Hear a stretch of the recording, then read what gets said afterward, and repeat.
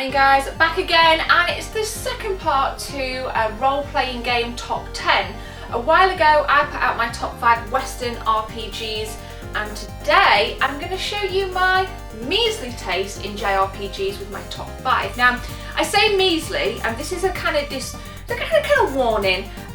My taste in JRPGs is nothing fancy. I'm not one of these kind of gamers that goes right into the intricacies of Japanese role-playing games, because I do prefer the Western style RPGs, but I do totally appreciate and I totally adore the JRPG side to this fantastic genre. So without further ado, guys, let's take a look at my top 5 JRPGs.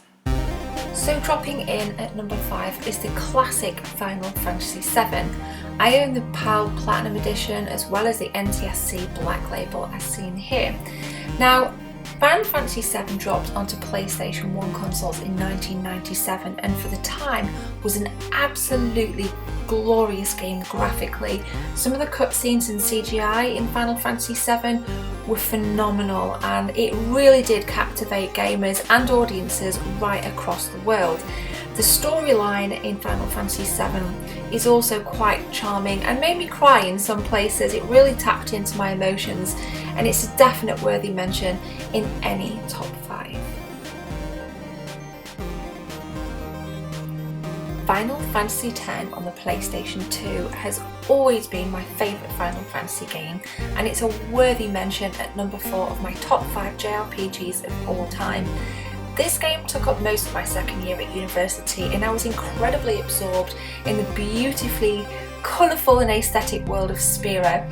Now here we can see Tidus, who is the main character, and he's driven he's driven quite a lot by his ego throughout the game, and what we actually see is a beautiful story develop where he gets knocked down a peg or two by some notable female characters and pretty much rebuilds himself, or at least that was my interpretation of Tidus's journey throughout Spira.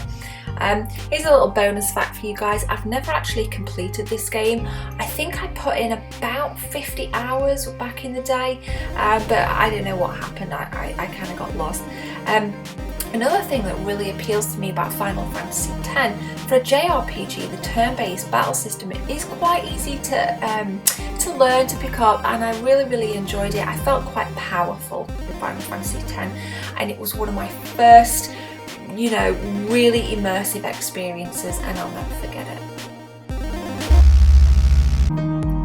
Dragon Quest IX on the DS, Sentinels of the Starry Skies. Bit of a mouthful, and as is the series, as the Dragon Quest series has been around since the mid-80s. So what makes Dragon Quest IX my number 3? First off the bat, I want to talk about the combat system. It's a turn-based combat system, and again, it is incredibly easy to use. It's probably one of the easiest turn-based systems within the JRPG field, and again, I really like that, as I did with Final Fantasy X. The second thing that really appealed to me in Dragon Quest IX was the amount of choice that you had. You had a choice to customise your party, you could join other games, you could pick different classes, and to name a few, we've got the warrior, priest, mage, and plenty more that are available to us. In addition to that, character creation and customisation was simple and easy to use, and I've said it before, I really like choices when playing games, especially in RPGs.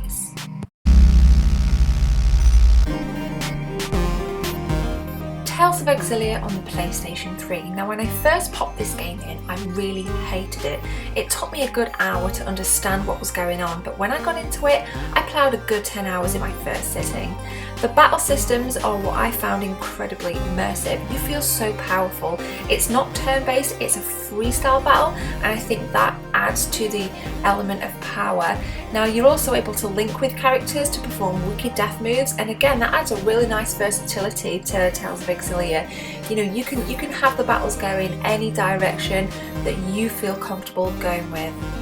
Another great thing about Tales of Xillia is the Lilium system. This is a growth system that's created by nodes and lives that enables you to power up your abilities, and again, it's so easy to use. So for somebody that's been frightened of JRPGs in the past, Tales of Xillia is definitely something you can pick up, get into after about an hour, and then sink into it and lose yourself.